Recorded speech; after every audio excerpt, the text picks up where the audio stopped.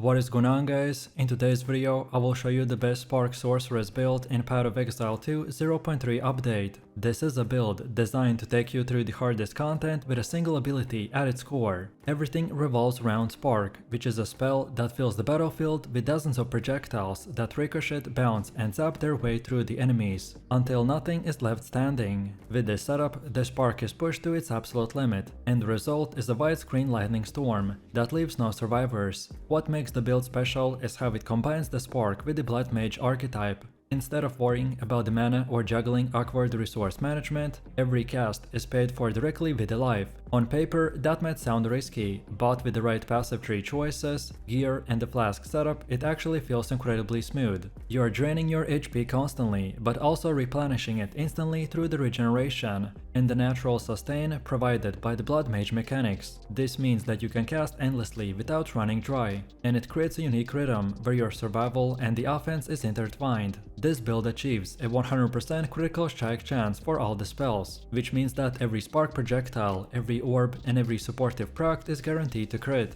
And remember, if you want to track this build, look up the best items, the skill trees and power of building, then check my link in the description. And before we continue, thanks to U4GM. They are a pro website that provides POE2 services like cheap currency, then even to trade all types of quality items and gems and much more. They have also more than 20,000 positive comments on Trustpilot, and this website is really worth a try. So make sure to use my discount code KATE for extra 6% off.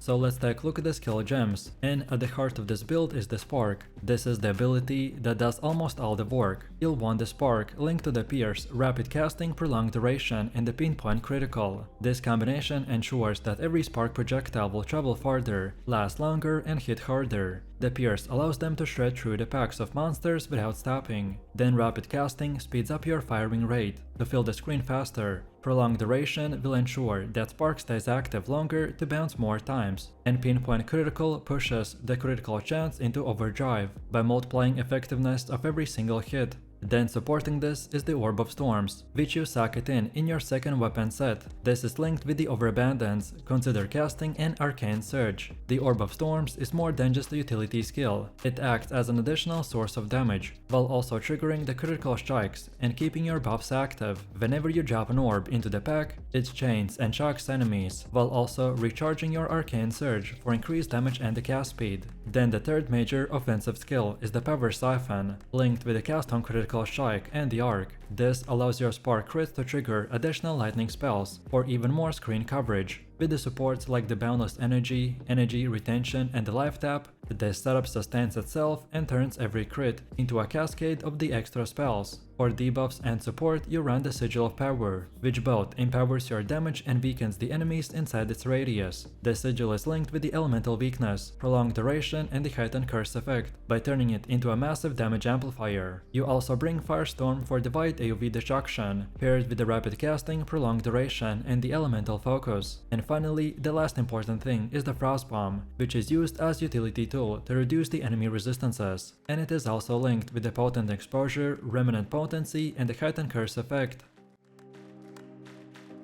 Next up, the passive tree is specifically designed to maximize the consistent critical strike potential, while also sustaining life cost of the blood magic. You begin prioritizing nodes that grant critical strike chance, critical strike multiplier and the spell damage. Notables like the raw destruction, practice signs, critical overload and the sudden escalation, evocated efficiency and the critical exploit are all part of the early build. Each one pushes your crit chance higher, then scale the multipliers that turn those crits into devastating hits, or even reduce the cost and increase the efficiency of your casting. From there, the path continues into the larger crit clusters, like the potent incantation, efficiency killing, and the strip defenses, before reaching the true strike and for the juggler. This synergizes perfectly with the Spark's rapid fire playstyle, by ensuring that not only you can crit all the time, but also that those crits will shred through the enemy defenses. Then the mental alacrity and the electric amplification are picked up along the way by boosting the cast speed and the lightning damage. A key aspect of the tree is the blood magic keystone. By converting all mana cast into life, you will eliminate the need for the mana entirely. Instead of every cast draining the life directly, the passive tree will balance that with the large investments into the maximum life and regeneration. The padding also secures plenty of the raw life, percentage increase and regeneration, making it possible to sustain the spark spam infinitely as long as you have a strong flask and recovery. Then projectile speed and duration scaling also play an important role,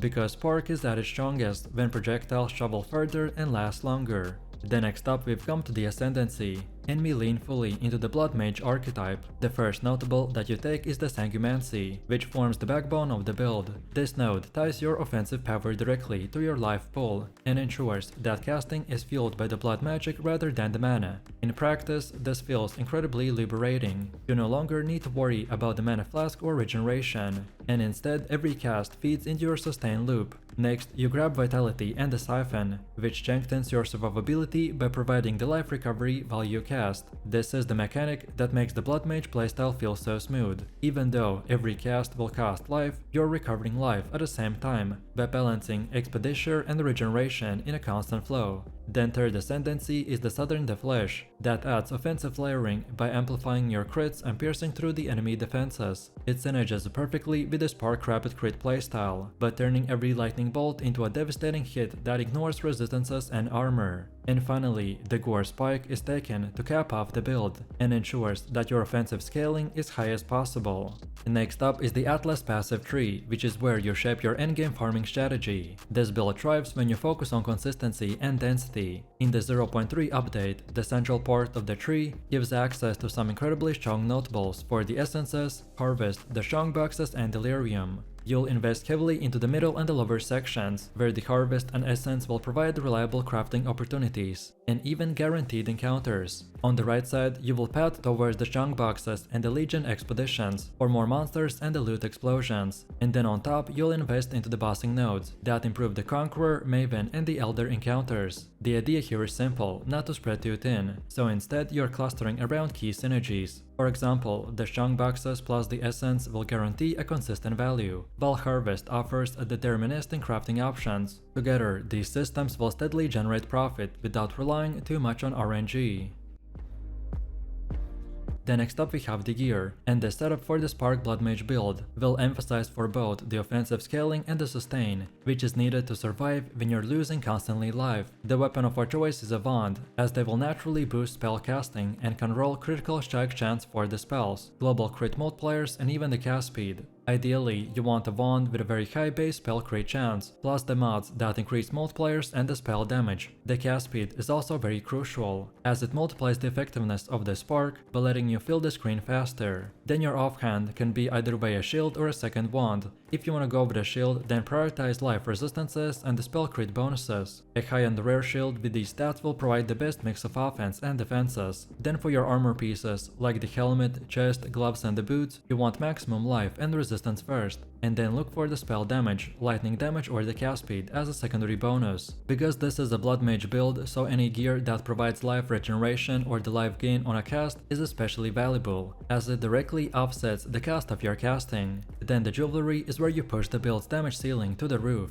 Amulets, rings and the belts can all roll global critical strike multipliers. The amulet slot is particularly important, because this is where you equip the Chore of the Storm, which synergizes perfectly with our crit scaling, and adds a consistent rain of lightning bolts as you cast. Rings can fill in resistances while also offering a crit and lightning damage. Then the belt should reinforce survivability, ideally with a heavy life roll and a flask modifiers that make your sustain loop even smoother. And now finally, let's see how to actually play this build. In practice, it feels like unleashing a thunderstorm every time you hit your cast key. Your default mode is to spam the spark continuously, by filling the screen with projectiles that pierce and bounce endlessly. With the prolonged duration and the pierce, sparks will zip around the battlefield longer than you've cast them, by ensuring that every enemy is eventually struck. And because you're crit capped, each hit is devastating. And with the cast on crit setups, every crit also triggers additional spells like Arc that multiply multiplies your damage even further. Then for general mapping, the flow is simple. You enter a pack, then drop the Orb of Storms and then start casting sparks. Orbs will keep you buffed rolling, while the sparks clears everything, and then the Sigil Power can be dropped for the tougher rares or the clusters. Then Firestorm and the Frost Bomb are used for the supplemental tools, either way for the weak bosses with resistances, or to cover divide areas in additional AoE damage. Most of the time you don't even need them, as the spark alone is more than enough to delete entire screens. And then against bosses, the rotation is a bit more different, but it's still straightforward. So this time you want to drop the Sigil of the Power first, then apply the Frost Bomb for exposure, and then channel Spark, while the Orb of Storms will keep the Arcane Surge active. Overall, this combination of the curses, debuffs, and the crit scaling sparks will all melt bosses in split seconds.